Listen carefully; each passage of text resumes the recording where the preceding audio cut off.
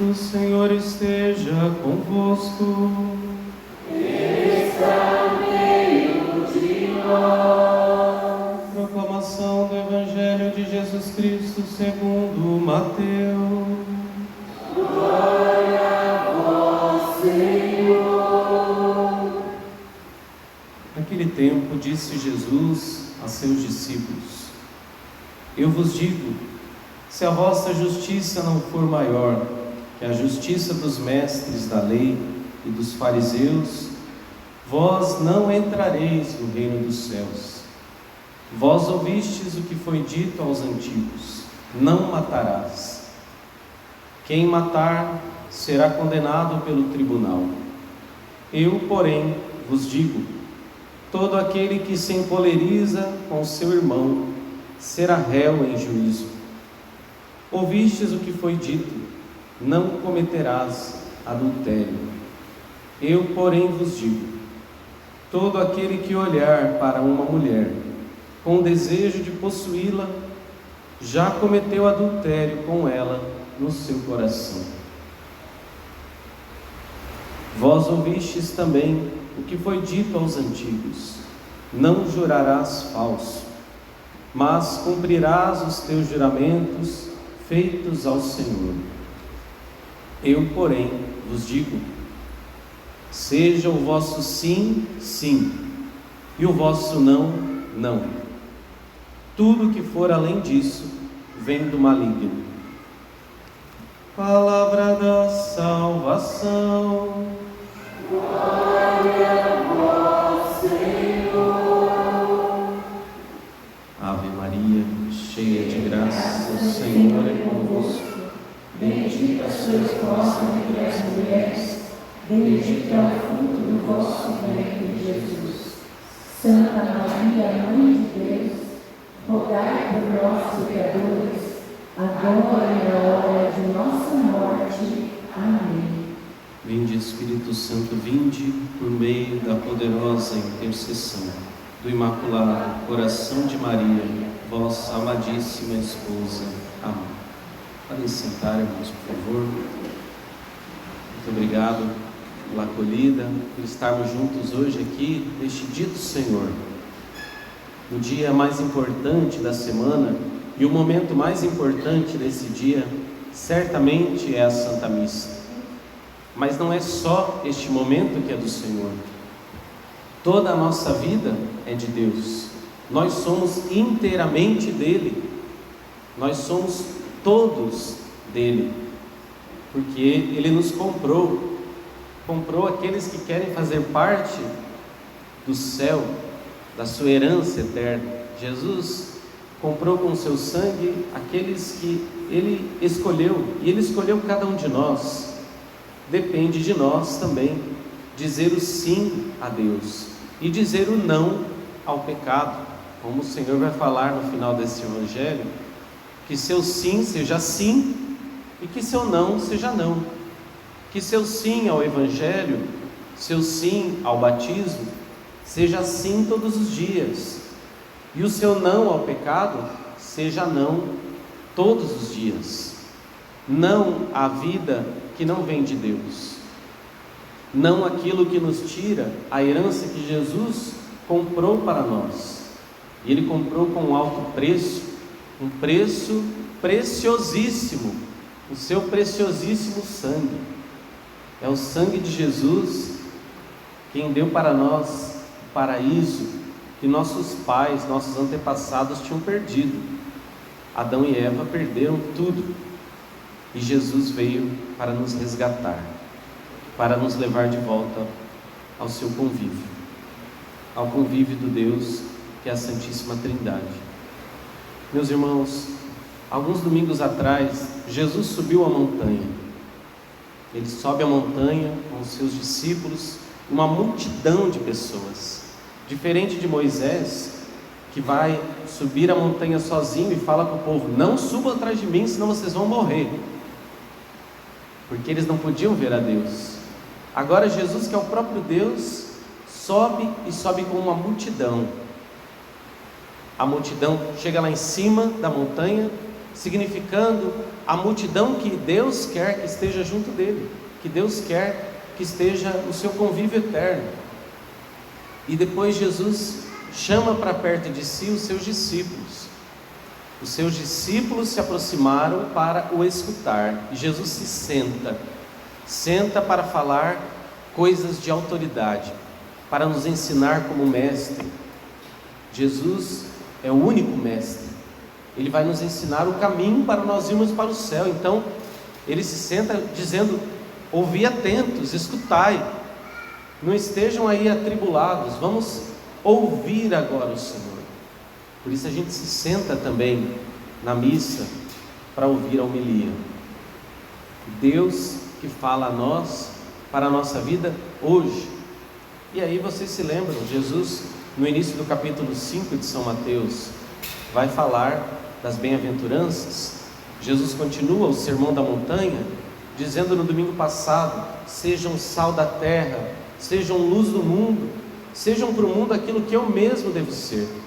E como é que nós vamos iluminar o mundo se a nossa vida for trevas? Jesus vai então mostrar como viver a sua lei, a lei das bem-aventuranças. Agora, neste domingo, hoje, o 6º domingo do tempo comum, Jesus vai então nos dizer: vocês ouviram a lei dos antigos: não matarás, não cometerás adultério, não levantarás falso testemunho, não jurarás falso. São 3 mandamentos importantes que dizem respeito à benevolência que nós devemos ter com o próximo.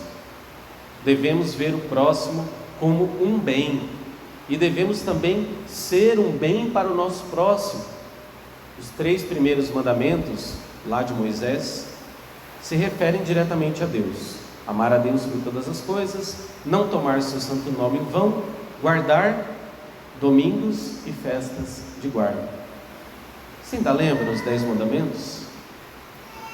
Ainda lembra? Ou já esqueceu? Porque é escandaloso que alguém seja batizado e não conheça os mandamentos. É escandaloso porque se eu não sei o caminho que eu vou seguir, pelo menos eu tenho que pôr no GPS, não é? Porque eu mesmo sou bem desorientado. Então, se eu não puser no GPS, eu não vou saber. Se alguém não consegue decorar, tem que ter os mandamentos na sua frente toda hora, porque o caminho para o céu é este, meus irmãos. Nós temos que saber de cor. Se eu não sei o caminho para onde eu vou, como é que eu sei aonde que eu vou chegar? Se eu não sei o que eu devo fazer, como é que eu vou cumprir os mandamentos? Não vai cumprir, vai andar por aí como os cães, como os animais. São bonitinhos, mas os animais não têm o que nós temos, a filiação divina. Nós não somos cães. E ninguém fale que o cachorro é seu filho também, viu? Por favor, porque senão eu vou te chamar de cadela ou de cachorro, né? Pai de cachorro é cachorro, mãe de cachorro é cadela, né? Então, meus irmãos, Jesus vai nos dar a sua lei, a lei que ele já havia dado no Antigo Testamento. Mas Jesus faz uma coisa inusitada. A lei veio de Deus, e ele estava sendo visto ali por eles como um homem, aparência de homem. E Jesus falou: vocês ouviram isso, eu porém vos digo. Parece que Jesus vai falar alguma coisa contrária àqueles mandamentos. Ou talvez alguém pudesse pensar no meio da multidão: o que é que esse Jesus está querendo mandar até em Deus? O que é que esse homem está pensando que ele é? Como os fariseus pensaram, porque o que eles viam era um homem. Se fosse no meio da multidão, mais ainda. Mas aqueles que estavam próximos de Jesus, esses conseguiram ver que Jesus era Deus. E por ele ser Deus, ele pode dar complemento à sua lei.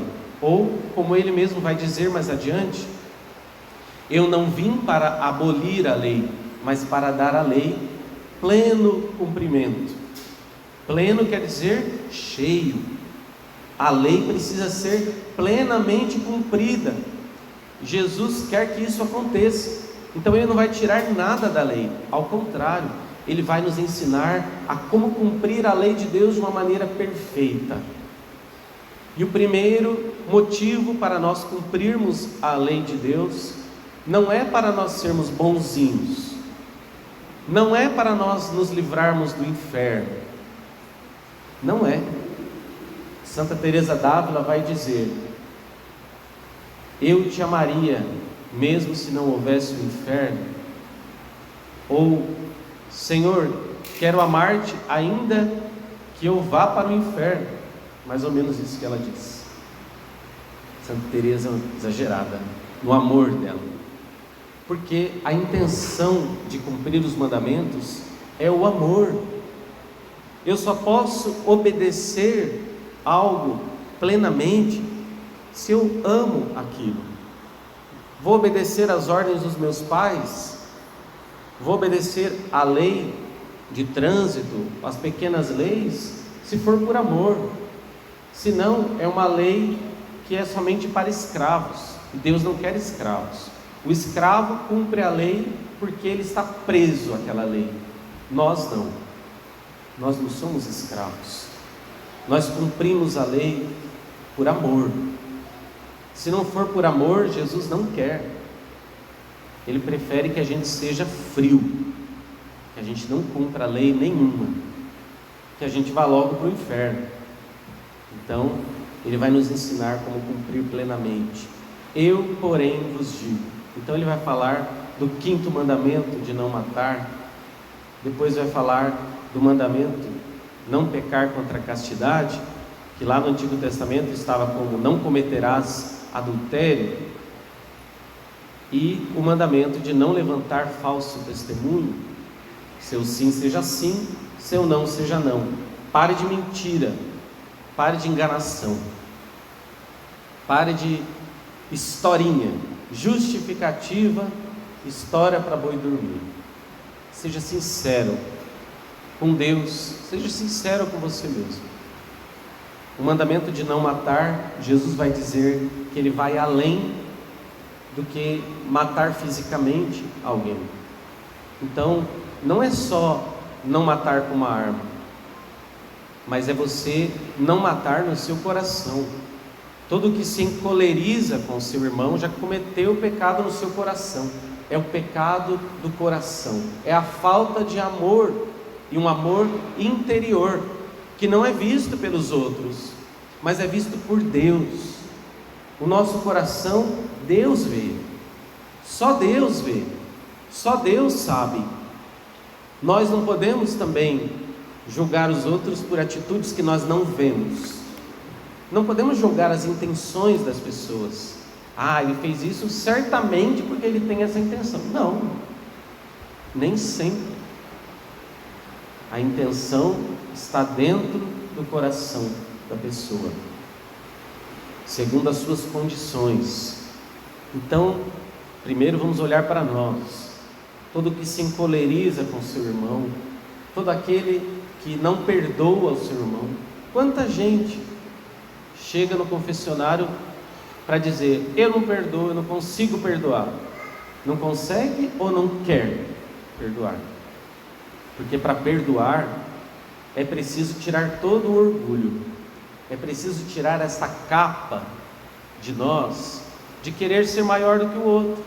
Não é justo o que ele fez comigo. Sim, não é justo, mas você pode acolhê-lo mesmo depois da injustiça. Você pode amá-lo. A primeira leitura vai nos dizer: o bem e o mal estão à tua frente. Agora, o que você escolhe? O que você escolhe para a sua vida? Não é? Então, precisamos escolher o bem. Nós temos o poder de escolher. Não ficar dando desculpa, dizer que foi o diabo, ou que foi a árvore que era muito saborosa, ou que foi a Eva, ou que foi o Adão. Sempre foi alguém, mas este alguém somos nós. É de dentro do coração humano que saem as imoralidades, que saem os pecados. Tudo que está fora pode nos estimular, mas a decisão, o sim ou não, vem de mim. É a minha decisão. Eu é quem decido se eu quero caminhar para o céu ou se eu quero caminhar para o inferno.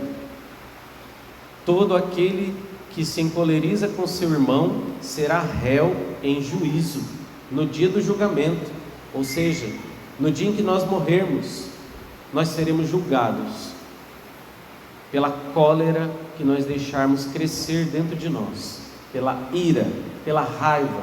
Ai, padre, eu quero confessar, mas eu não estou com ira não, eu só estou com raiva. É a mesma coisa, não se preocupe, uma é filha da outra, tudo junto, a mesma família. Não adianta ficar arrumando desculpa e justificativa. Precisamos dizer um sim verdadeiro a Deus. Seremos réus, julgados pelos nossos próprios atos interiores.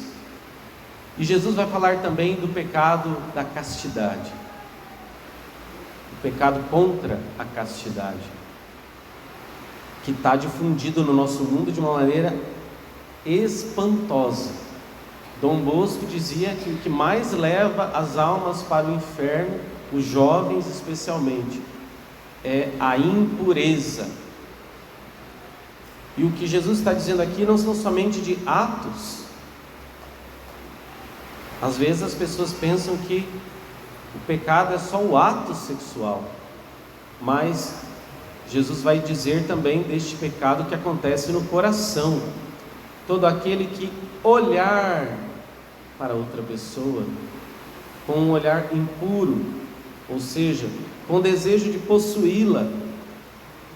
Desejo de possuir uma pessoa, não existe isso. Isso não é humano. A pessoa não foi feita para ser possuída. Ninguém foi feito para ser posse do outro. Por isso que o ciúme também é pecado. Ter ciúme é pecado, em qualquer nível. Ah, mas um ciúminho é saudável. Não é saudável não. Ciúme significa posse. O outro é minha posse, ninguém mais pode ter. Eu fico bravinho, eu torço o bico, ou não sei o que, lá no coração tem o sentimento de posse. Quem olha o outro com desejo de possuí-lo, já cometeu pecado no seu coração. Jesus está nos alertando. Não deixemos que estes vermes malignos entrem no nosso coração, esses pecados, que é a impureza. Outra coisa que está muito difundida no nosso meio é a pornografia. Está espalhada e tira-se a pureza até mesmo de nossas crianças. Como é puro o olhar de uma criança e como são desgraçados, literalmente, aqueles que tiram a pureza da criança. Não só aqueles que abusam do corpo da criança, esses são já condenados, mas e aqueles que disfarçadamente tiram a pureza da criança com palavras impuras, mostrando uma novela e essas porcarias que hoje passam na televisão, na internet, ou então entregam um celular na mão da criança para ela fazer o que ela quiser, uma janela para o infinito do inferno. A criança que não tem juízo ainda, muitas vezes, vai falar até no Google lá, ela sabe que se ela falar, ela pesquisa o que ela quiser. E dentro do ser humano tem as iniquidades. Nós não podemos estimular o mal nas crianças. Mas não se preocupe, não são só as crianças que estão perdidas neste mundo de pornografia. São os velhos, as velhas, os jovens, as jovens, os casados, os solteiros, todos, porque o nosso mundo está totalmente mergulhado na impureza, totalmente mergulhado. E o que vamos fazer? Arrancar os nossos olhos?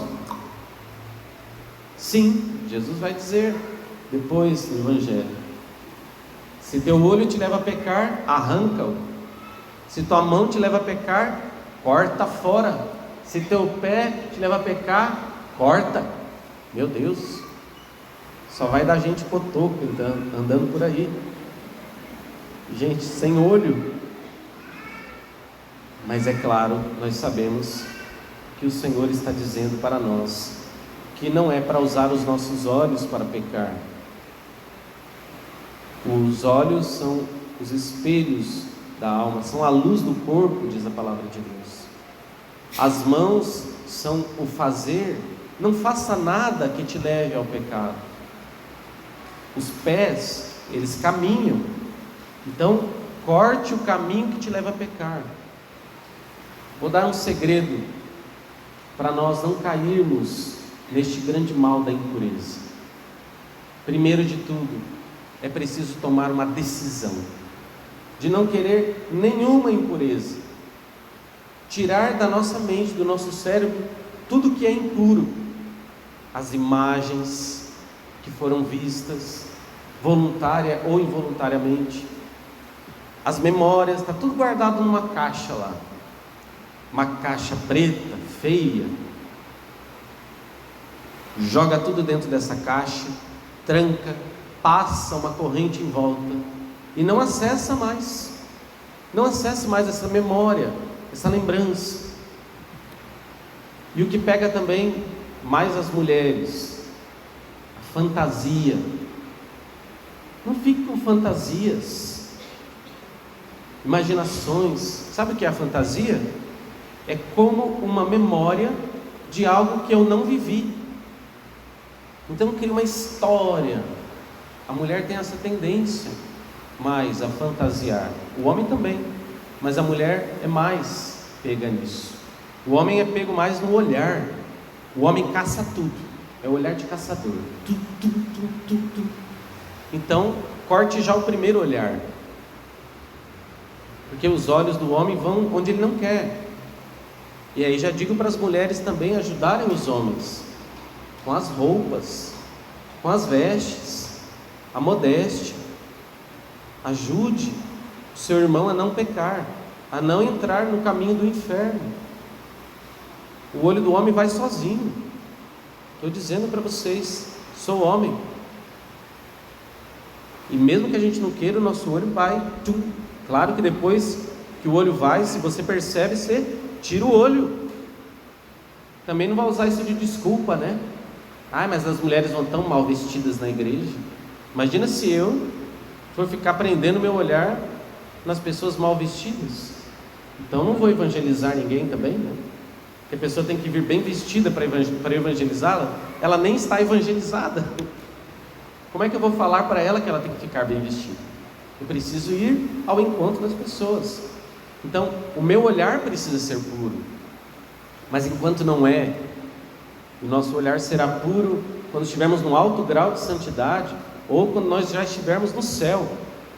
Mas quando estamos aqui na carne, então não deixe a carne falar por você.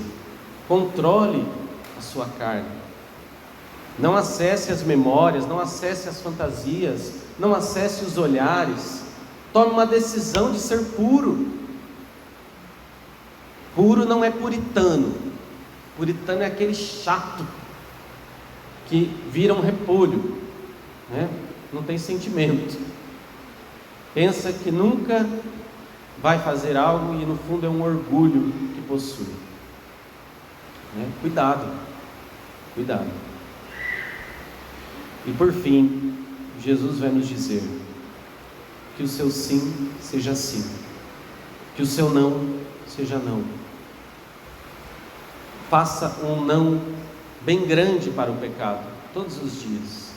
Eu não quero pecar.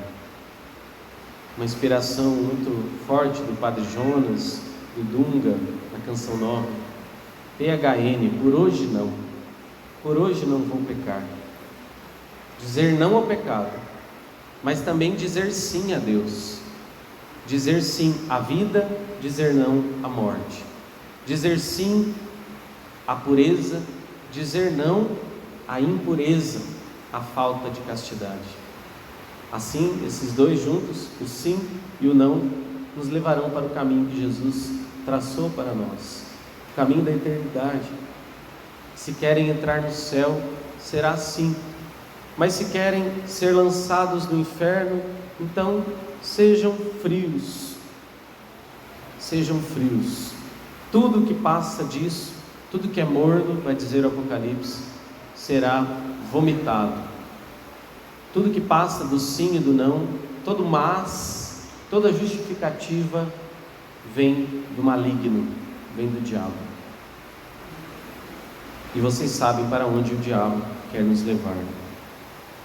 Coloquemos então, irmãos, nossas vidas no coração de Jesus, que quer o nosso bem. Por isso o Senhor nos exorta, nos ensina como nos desfazer de nossos males, de nossos pecados. Louvado seja o Santíssimo Sacramento, para sempre seja louvado.